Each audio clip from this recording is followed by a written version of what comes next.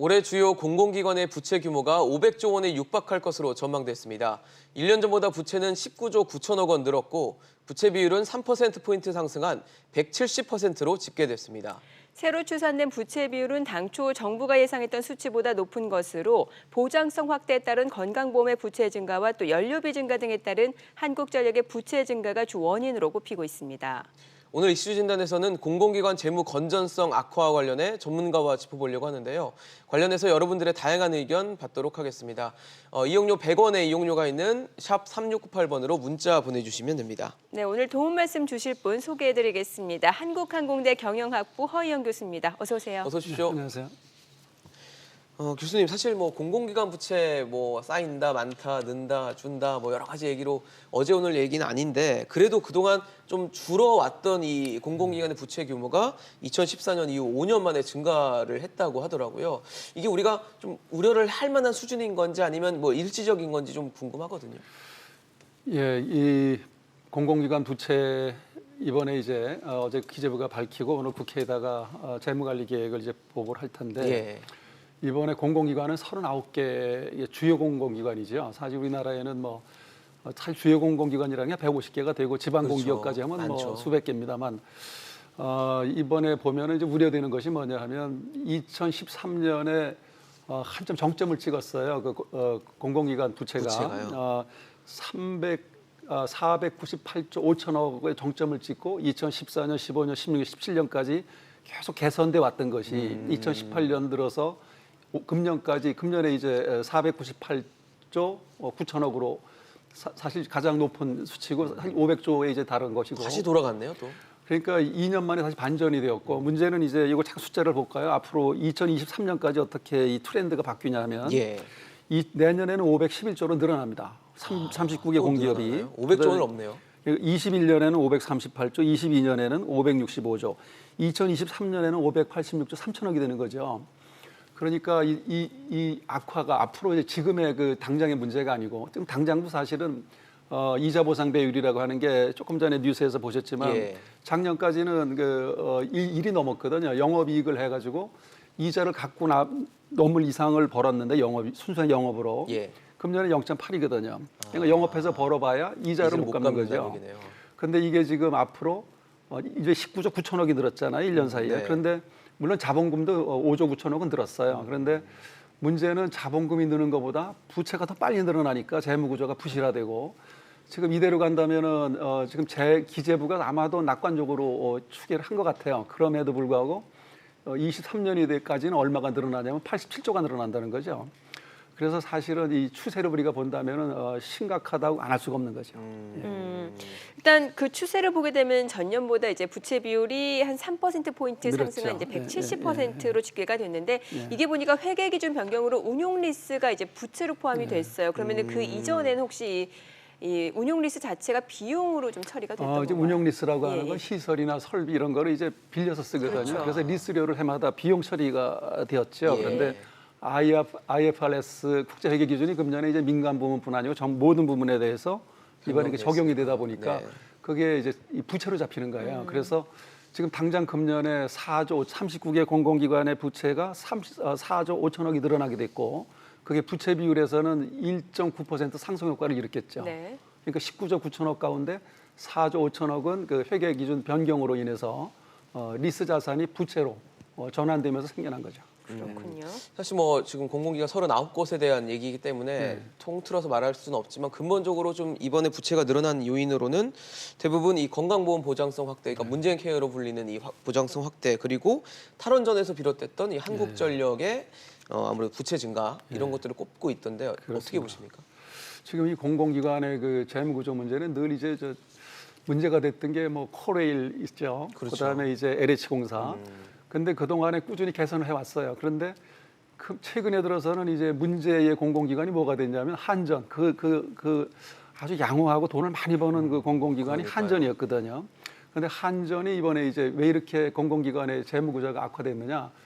그 아주 핵심에 있는 공공기관으로 한전과 국민건강보험공단, 건보공단이 이제 두 군데 때문에 사실 전체적으로 이번에 그 부채가 공공기관 부채가 굉장히 늘어났다 이렇게 볼 수 있습니다. 네. 사실 이 뭐 건강보험 같은 경우도 그렇고 또 전력이라는 것도 그렇고 어떻게 보면 복지나 기본 생활에 필요한 거기 때문에 이 부분에 대해서 돈을 좀 늘리다 보면 부채도 좀 생길 수도 있고 그러다 보면 어느 정도는 일정 부분 우리가 좀 감당을 해야 되는 부채가 아닌가라는 생각도 좀 들거든요. 그러니까 이 뭐 전기 생산 판매나 건강보험이나 다 공공 서비스이죠. 그렇죠. 또 국가가 어느 정도는 계속 확대해 나가는 것이 바람직해요. 그런데 우선 그 한전 같은 경우에는 전기의 문제인데 지금 핵심에는 탈원전이 있어요. 그러니까 탈원전이라는 게 경제성이 매우 높은 것인데 네. 탈원전을 하다 보니까 그걸 대체 발전을 해야 되는데 지금 이제 어제 기재부가 밝힌 걸 보면 원료비와 환율이 인상되었고 시설 확충으로 인해서 물론 그 회계 처리 기준 더불어서 네. 많이 늘어난 거죠. 부채가 늘어나고 그런데 이 탈원전이라고 하는 것에 사실 쉽게 설명하면은 그러니까 탈원전 원전 폐 줄이면서 대체 전기 발전을 위해서 태양광 시설 지원해야 되고 화력 발전하려면은 LNG 사들여야잖아요. 그렇죠. 그러니까 연료비 사들이는데 환율의 영향을 받는 것이고 결국은 그게 사실은 그 중심에는 그것이 있는 것이고 건보료 같은 경우는 이제 더 심각합니다. 공공기관 중에 건보 같은 경우는 부채도 늘어나지만 자본까지 까먹고 있어요. 그래서 이것은 이제 소위 한전이 이렇게 악화되는 그 재무구조의 원인을 탈원전에서 찾는다면은 건강보험공단 같은 경우에는 문재현 케어로 불리는 보장성 보험의 확대. 예. 그러니까 거기에 이제 뭐 MRI라든가 네. 병실의 확대라든가 이런 걸 하면서 없었던 그 의료 서비스 수요가 자꾸 만들어지는 네, 거죠. 넓어지니까. 공짜가 이제 생겨나니까 예상보다 자꾸 그 수요가 늘어난다. 그래서 전체적으로 좀 재정이 악화되었고 부채는 전체 39개 공공기관 중에 한전과 건보공단이 가장 그것을 지금 악화시키는 요인이 되었다. 문제의 공공기관이 된 겁니다. 네. 혹시 인건비로 인한 그런 문제는 없을까요? 왜 공공기관 하면은 좀 시내 직장으로 불리면서 그러니까요. 많은 취업 준비생들이 또 공무원 되려고 많이들 노력을 그러니까요. 하는데 높은 연봉으로 뭐 시내 직장 얘기 나오잖아요. 예, 신의 직장 맞습니다. 예. 뭐 신이 자식으로 해 숨겨놓은 직장일 수도 있고요. 그런데 사실은 지금 인건비가 지난 정부 그 전까지 추구해왔던 경영 효율화, 공공기관의 경영 효율화의 반대 방향으로 가는 부분이 바로 인건비 부분인데요. 공공기관은 가장 우려되는 게 방만경영입니다. 방만경영. 조직과 인원을 늘리는데 지금 정부 들어오면서 이제 비정규직의 정규직 전환, 그 다음에 그 일자리 창출, 민간 부분에서 그걸 못했죠. 민간 부분에 투자가 위축되고 민간 부분에 일자리가 생겨나지 않는 것을 지금 공공기관이 떠안았던 것이고 네. 그렇다고 공공 서비스 요금을 인상하는 게 제한돼 있고 그러다 보니까 지금 결국은 그 수익은 제한돼 있고 사람 채용은 많이 늘렸죠. 그러면서 사실 인건비가 부담이 되는 건 사실입니다. 뭐 공공 일자리 81만 개가 창출이 됐고 또 비정규직 정규직화 이런 얘기 있었잖아요. 그렇기 때문에 사실 일부 공공기관에서는 늘어나는 인건비를 감당하기 어렵다라는 그 어려움을 호소하는 기관들도 있었다라고 하더라고요. 그게 이제 대표적인 게 문재인 대통령이 취임하시고 제일 방문했던 것이 그 인천공항공사입니다. 예. 당시에 거기 이제 사장께 여기에 10,000명의 그 정규직 전환을 할 수 있겠느냐? 그때 그 사장께서는 할 수 있습니다 그랬거든요. 당시에 인천공항의 그 임직원 규모가 1,400명밖에 안 됐어요. 네. 근데 그 조직, 그 탄력 있고 역동적인 조직에 비정규직들 주로 이제 거기에 그 파견 근로 하는 용역 근로자들을 이제 전환하는 작업을 최근에도 아직 마무리는 못 졌어요. 그러니까요. 거의 마무리는 되었지만 그러면서 조직이 비대해지고 인건비 부담이 급격히 늘어나는 거죠. 그 공공기관이 성장기에 있을 때는 그런 대로 감내할 수 있는데 그것이 이제 어느 정도 성장기보다는 성숙기에 들어가는 공공기관일 경우에는 인건비 부담이 만만치 않습니다. 사실 지금까지 저희한테 말씀해주신 그런 부분들 때문에 공공기관들의 부채, 그러니까 재무 건전성이 점점 나빠지고 있는 건데 사실 이 공공기관의 부채라는 거는 뭐 표면적으로는 사실 드러나지 않을 수 있지만 사실적으로는 국가 채무적인 성격이 갖고 있다라고 해석할 수도 있잖아요. 그러니까 이 공공기관의 지금 이번에 39개 공공기관이니까 일부의 큰 그러니까요. 기업만 예. 드러난 것인데 굵직한 것만. 근데 금년에 사실은 뭐 거의 이제 500조에 육박하는 것인데요. 근데 이게 국가 채무에 드러나지가 않아요. 그러니까 OECD나 IMF의 국제기구에서 한국의 그 부채, 그 재정 상태를 볼 때 공공기관의 부채는 거기에 드러나지 집계가 되질 않는 거죠. 그래서 무서운 겁니다. 그러면 여기서 지금 그 부채를 감내할 수 없을 때는 어떻게 되느냐?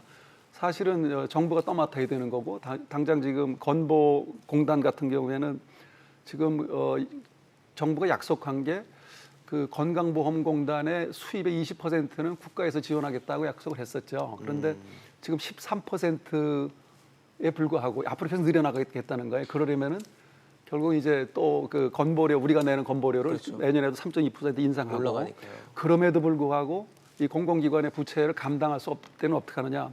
결국은 정부가 다 정부 재정으로 메워야 되거든요. 그래서 사실은 보이는 국가 채무보다 더 무서운 겁니다. 보이지 않기 때문에. 결국 국민 세금이겠네요. 국민의 세금으로 다 메워야 되는 겁니다. 그래서 금년 2년간 그 개선되던 것이 갑자기 반전이 돼가지고 악화되는 이 기조에 우리는 관심을 가져야 되는 거죠. 네. 자, 그러면은 일례로 앞서 저희가 뭐 건강보험하고 또 한국전력 예를 들었으니까요. 한 점 먼저 좀 짚어볼게요. 탈원전 자체가 조금 부채 증가의 원인이 된다라고 하면은 이 탈원전 방향은 맞다 치더라도 속도 조절이 필요하다는 얘기가 분명히 나올 수 있거든요. 근데 지금 정부는 이상하게 속도감 뭐 이런 걸 많이 얘기하시는데 네.